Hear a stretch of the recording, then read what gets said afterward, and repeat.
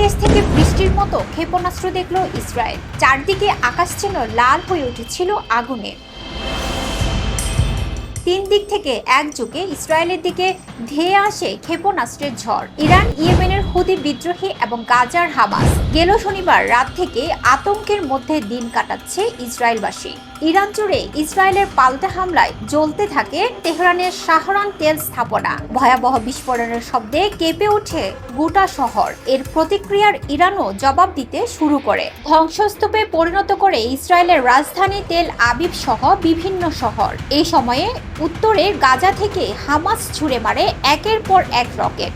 আর ঠিক তখনই নতুন মাত্রা যোগ করে ইয়েমেনের হুতি বিদ্রোহীরা। রাতের আধারে একের পর এক ক্ষেপণাস্ত্র ছুড়ে দেয় ইসরায়েলের দিকে। কাতার ভিত্তিক সংবাদ মাধ্যম আল জাজিরার বরাতে জানা যায়, হুতি ও ইরান সমন্বিতভাবে চালিয়েছে এই হামলা। ইসরায়েলি সেনাবাহিনী আইডিএফ নিশ্চিত করেছে, ইয়েমেন থেকে ছোড়া ক্ষেপণাস্ত্র আঘাত হেনেছে ইসরায়েলের মধ্যাঞ্চলে।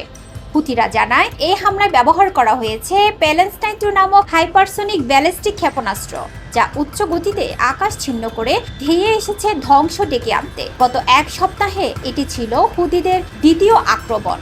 এর আগে 10 জুন তারা দুটি ক্ষেপণাস্ত্র ছুড়ে ইসরায়েলের দিকে প্রতিশোধ হিসেবে ইসরায়েলের বিমান হামলা চালায় ইয়েমেনের হুদাইদা বন্দরে, যা হুতিদের নিয়ন্ত্রণে। হুতিদের শীর্ষ নেতা আব্দুল মালিক আল হুতি বলেন, ইসরায়েলের আগ্রাসন রুখে দেওয়া শুধু কোনো এক দেশের দায়িত্ব নয়, বরং এটি পুরো অঞ্চলের নিরাপত্তার জন্য জরুরি। তিনি একসাথে শত্রুর বিরুদ্ধে প্রতিরোধ গড়ে তোলার আহ্বান জানান।